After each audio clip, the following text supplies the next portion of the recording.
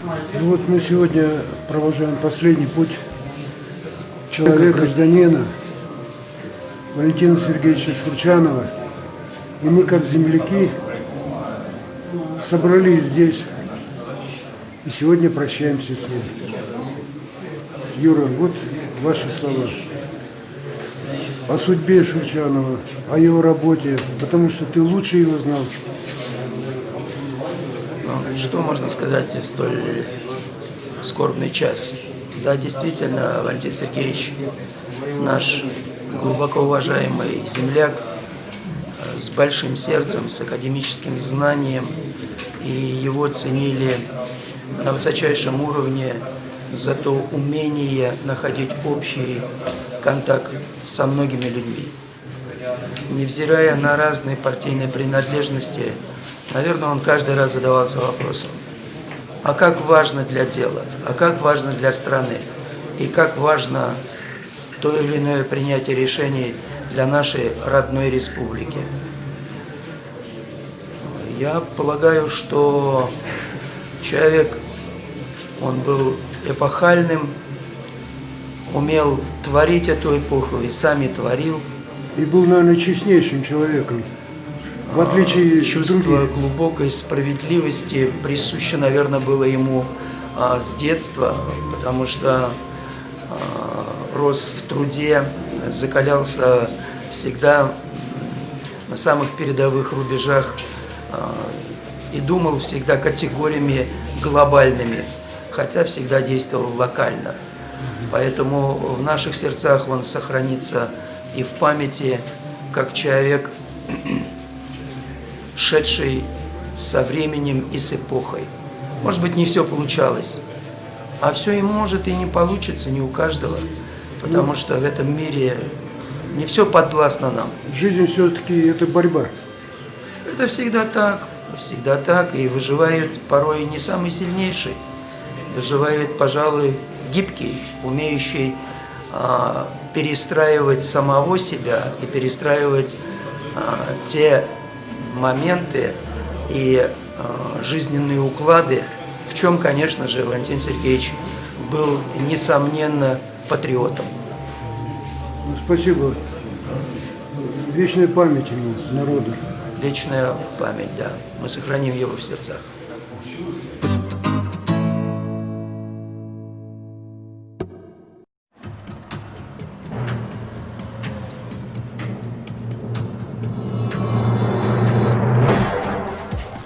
Ну, мы сегодня славного человека, патриота отчизны, человека многолетним стажем руководителя КПРФ, райком КПРФ Чувашской Республики, потом уже и как депутата, и как госсовет возглавлял, мы его знали, Валентина Сергеевича Шурчана. Ну, вы-то, конечно, лучше его знали. Расскажите о нем. Каким он был человеком? Вот, я знаю, что патриот, всегда стоял за рядового человека, за рабочий класс, скажем так. Ну, в отражении сегодняшнего дня он действительно остается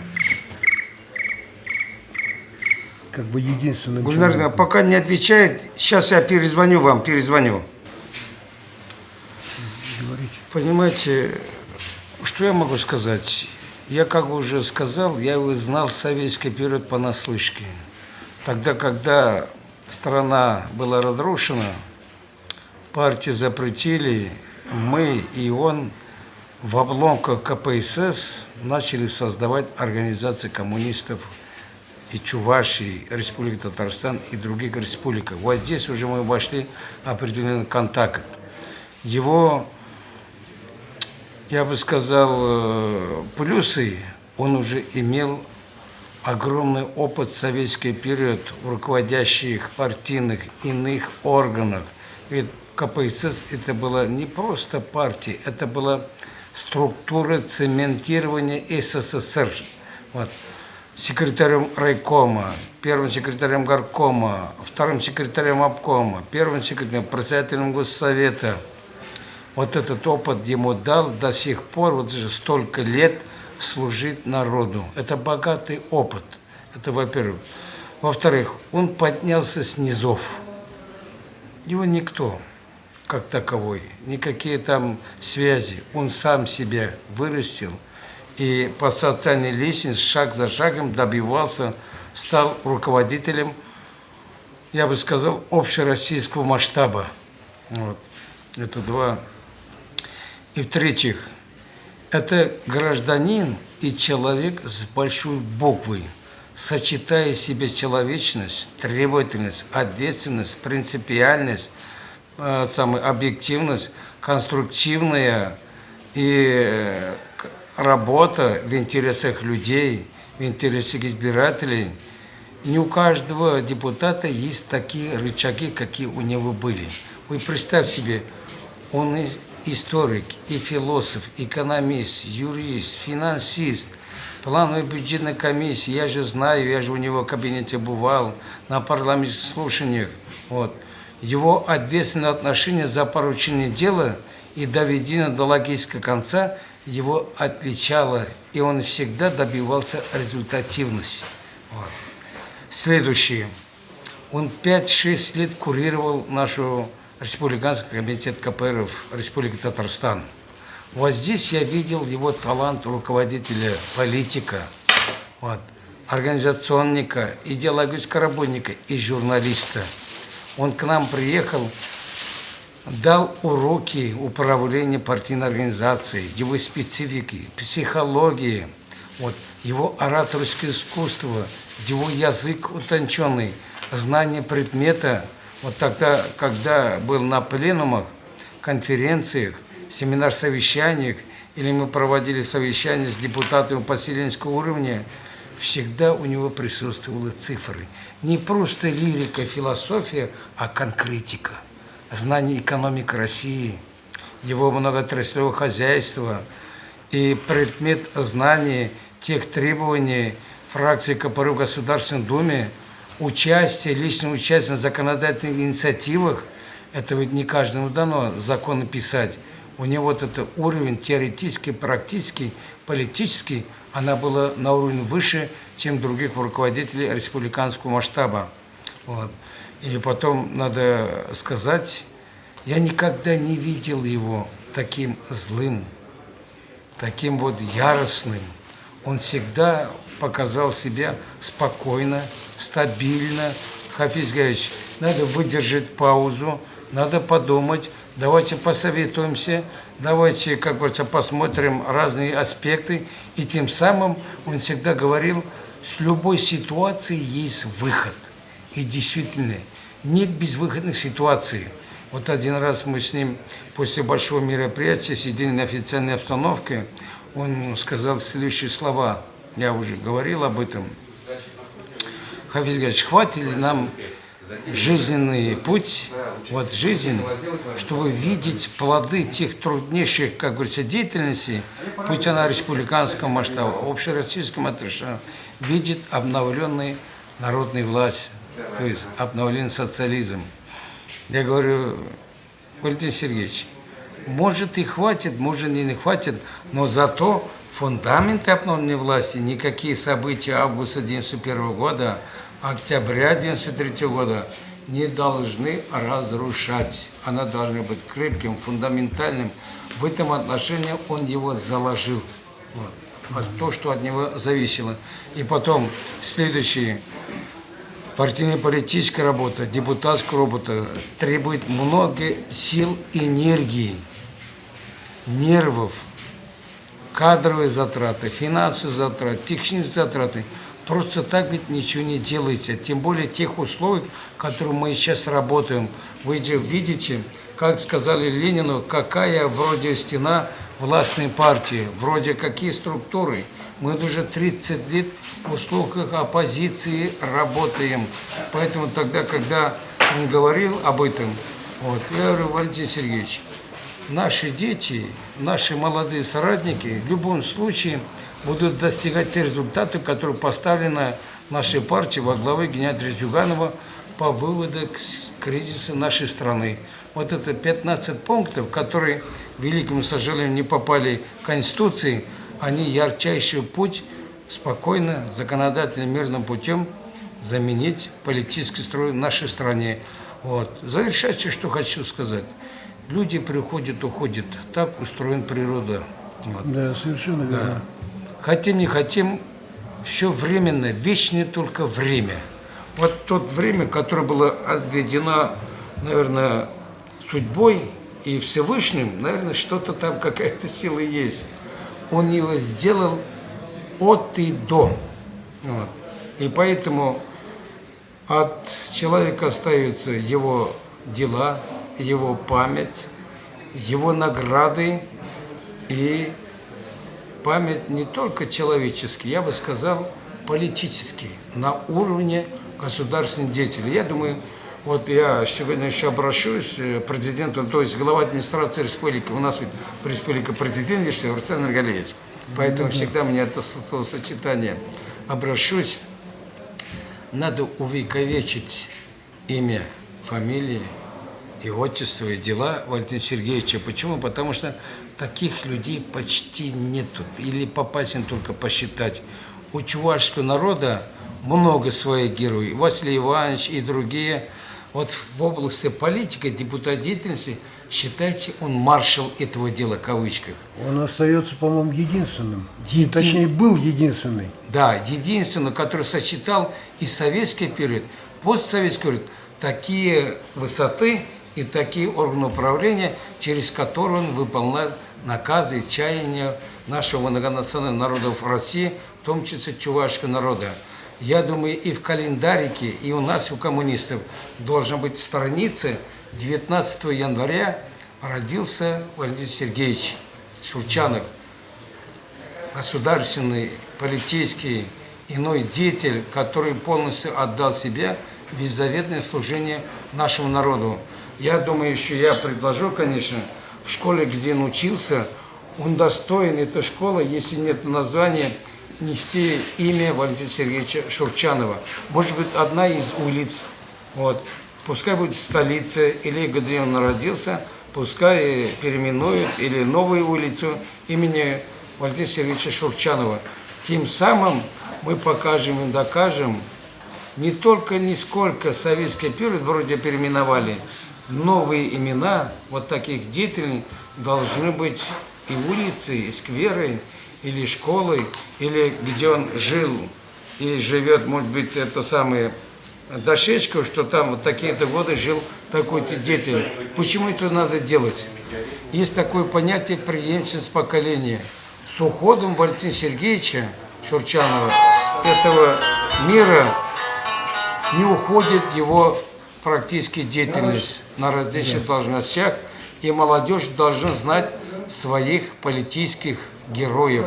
Вот. А этот шаг Валентин Сергеевич сделал сполна. Поэтому добрые дела, добрая память, его награды, его книги, все остается прежде всего нашим молодым людям. Они должны знать, откуда и куда, и как стремился Валентин Сергеевич, как метеор он сгорел. Он ведь сгорел в этой работе. Вот.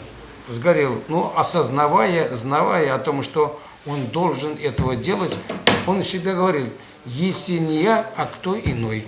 Поэтому он руководитель высшего масштаба, вот, его видение, его знание и познание привело к тому, что оставил прекрасной республиканской партийной организации.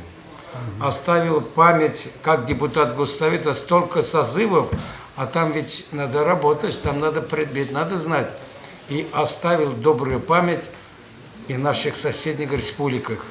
Вот. Посещая, как бы выступая, я считаю его моим учителем партийно-политической, идеологической, практической деятельности, как депутат Госсовета Республики Татарстан.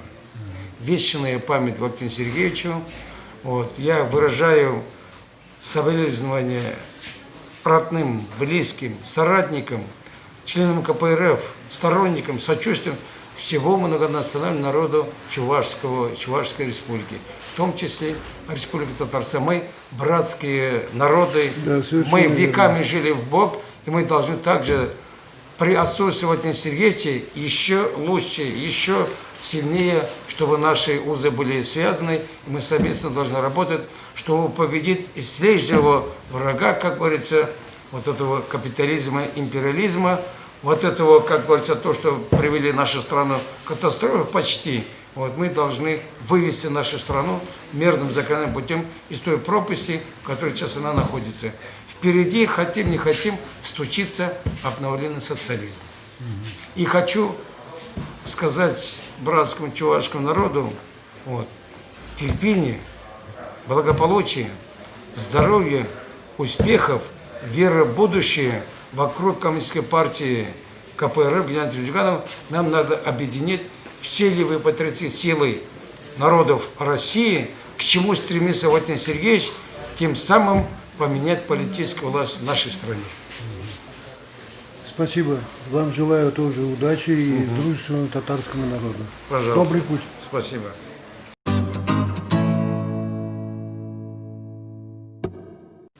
Сегодня мы прощаемся нашим Валентином Сергеевичем Шурчановым, который много лет служил родному чувашскому народу всей своей правдой жизни. Вот вы, наверное, лучше его знали, чем я.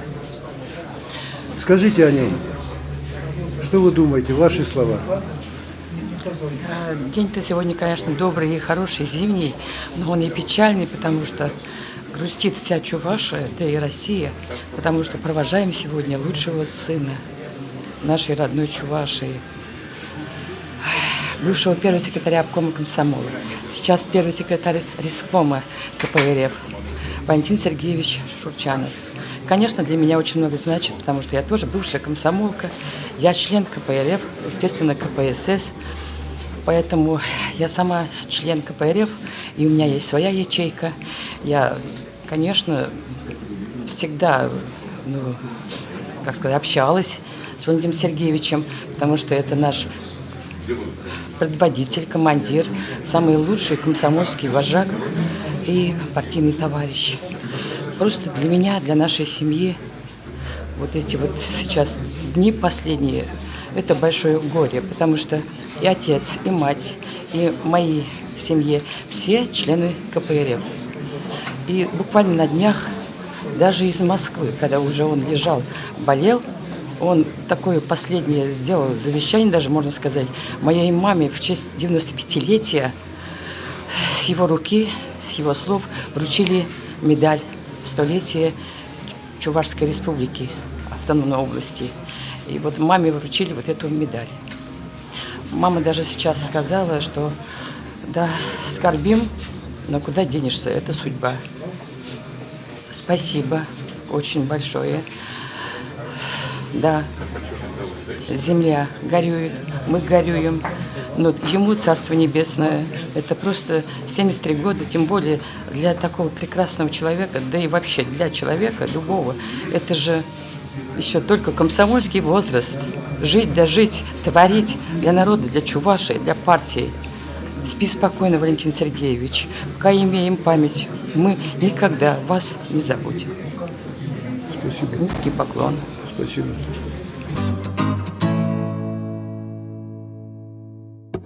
Мы провожаем последний путь нашего славного Валентина Сергеевича Шурчанова. Еще само существование оставляет в чувашском народе глубокую историю. Его деятельность, его труды в защите прав и интересов трудового народа этого человека делает легендой чувашского народа. Скажите, вы, как коммунист, лучше его знали. Скажите о нем. Что вы сами думаете, как вы его знали, с какой стороны? Ну, о том, что он честный и принципиальный был человек, мы это знаем точно. Так, про Валентина Сергеевича можно много говорить, потому что, когда я был маленьким, он уже был большим человеком, секретарем. Когда студентом был, он уже тут командовал обкомом партии, потом в депутатах. Ну, это, как ты сказал, человек-легенда. Он, как говорится, с ним, как сейчас, если он ушел целая эпоха. Это старой закалкой коммунист был.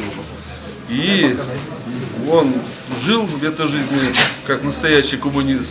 Он, как говорят, не был попрыгунчиком, как некоторые. И его принципиальность меня всегда поражала. Он всегда доходчиво объяснял и обосновать мог. И не зря он был главным редактором главной коммунистической газеты «Правда». Где-то 5 лет он под его редакторством выпускал газету «Правда». Настоящий коммунист большой буквы от нас ушел. И чувашскому народу этого человека будет очень долго не хватает. Человек такого калибра, такого масштаба, они рождаются один раз в 100 лет, такие коммунисты. Нам его не будет хватить. Юрий Витальевич, вы же и сами, по-моему, помещали какие-то свои статьи в газете, коммунистической газете «Чебоксарская правда». Так ведь?